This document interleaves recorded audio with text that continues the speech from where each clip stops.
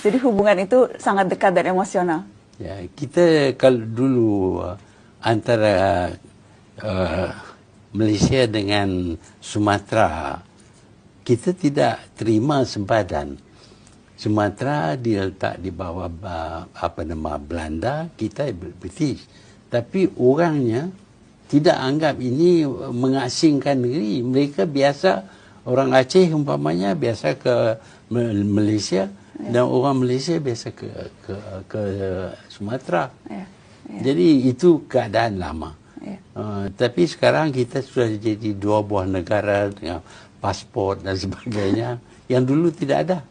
Jadi perhubungan asal memang ada kuat. Tapi masih sekarang ini pun masih dulu punya cerita. Sebab itu kita tak boleh memadamkan sejarah bahawa Portugis, Belanda, Inggeris datang kerana nak agama. Itu sejarah. Tapi kenapa mereka gagal? Sebab orang tua-tua kita pertahankan, perjuangkan. Baik itu sekali lagi hadirin hadirat, kita kena terima kasih ke orang tua-tua kita dahulu. 24 Ogos tahun 1511, ketika Portugis masuk ke Melaka, dia jajah Melaka selama 130 tahun. Bukan sekejap. Bukannya sebulan dua. Bukan 5 tahun. 130 tahun. Setelah Kesultanan Melayu Melaka berdiri gagah selama 110 tahun. Kuat dah, kita baru 62 tahun. Jangan act lah. Jangan act sangat. Melaka yang sebegitu gagah 110 tahun tombang dengan Portugis. Dijajah pula 130 tahun. Tapi adakah orang tua-tua kita ketika Portugis menjajah itu mereka pakat tidur beramai-ramai? Adakah mereka perangai macam kita main telefon siang malam pagi petang? Tidak. Orang tua-tua dulu tak pernah tidur.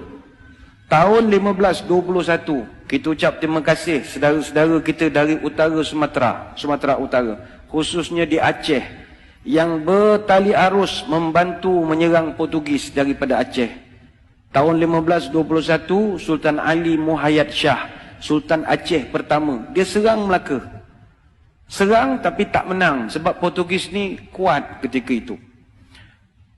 Datang pula Sultan Alauddin Al-Qahar, Sultan Aceh yang ketiga. Dia serang Melaka 3 kali. 1537 dia serang, kalah. 1547 dia serang guna kapal, pun kalah. Tahun 1564 dia minta bantuan dari kerajaan Turki Utsmani. Semasa itu kerajaan Turki Utsmani diperintah oleh Sultan Sulaiman yang merupakan Sultan Turki Utsmaniyah yang ke-10, minta tolong tapi gagal. Adakah Portugis terlampau kuat? Tidak juga. Portugis tak kuat. Tapi di kalangan orang Melaka ketika itu seronok kerja dengan Portugis. Jadi dia orang dah dapat gaji, ada allowance, ada pangkat, ada apa. Dia orang pula mempertahankan Portugis yang malam, pagi, petang. Jadi Portugis main wayang sajalah. Orang-orang kita yang berlawan sesama kita. Kemudian Sultan Ali Riayat Shah, Sultan Aceh yang ke-9, serang Melaka 3 tahun berturut-turut.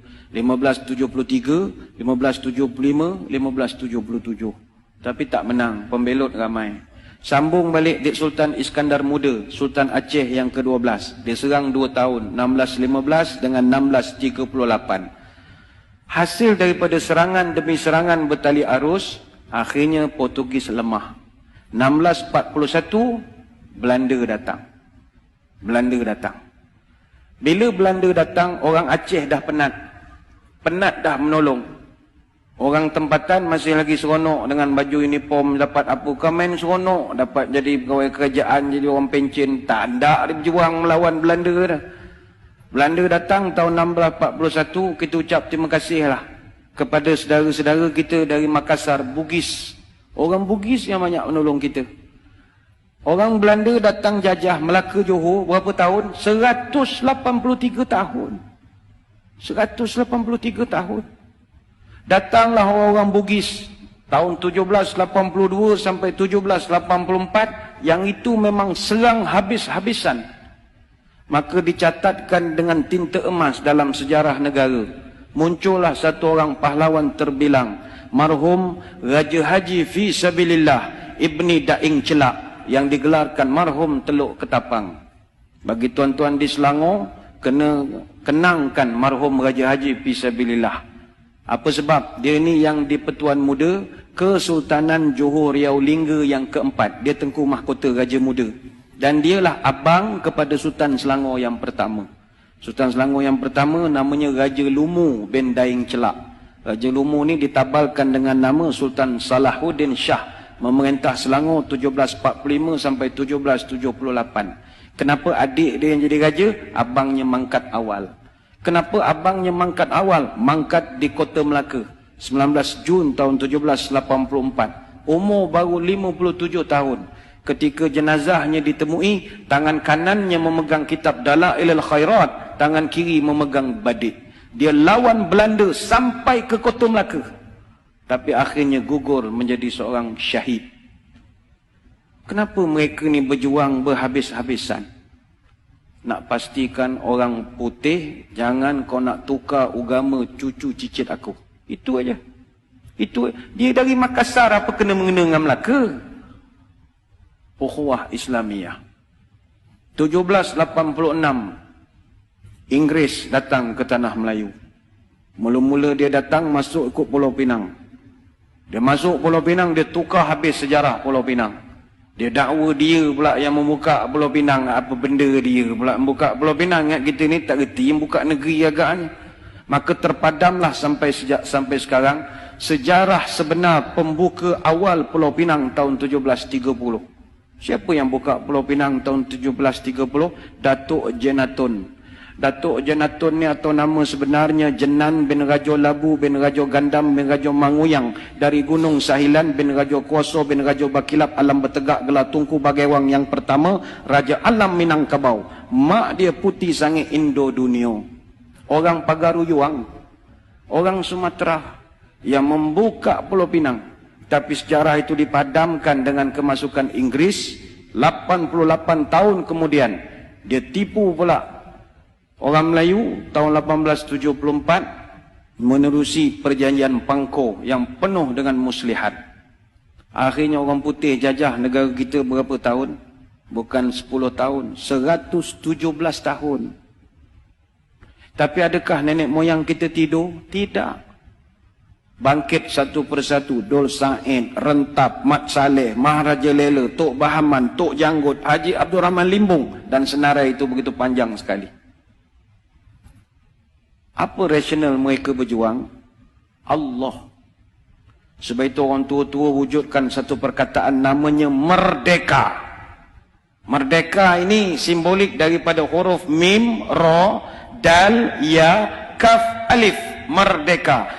Mengikut Rasul dan yakin kepada Allah. Itulah merdeka.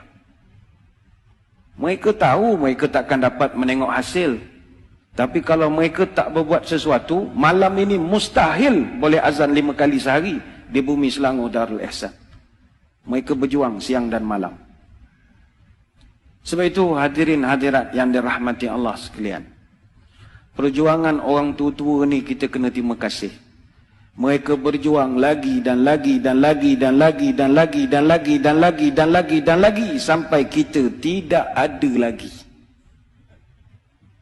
Adapun anak cucu dia, apa perjuangan dia untuk agama dan tanah air? Yilek. Tak ada. Yang dia fikir perut dia, anak-anak dia dan main handphone siang malam. Itu sajalah kerja. Tak ada. Ni bukan orang sini, ni orang Kuantan. Orang sini semua bagus.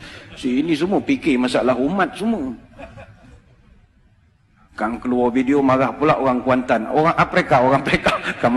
Kang kena gam pula Kuantan kang. Orang Afrika. Maka sewajarnya kita sebagai generasi selepas merdeka, hayatilah semangat pengorbanan ini.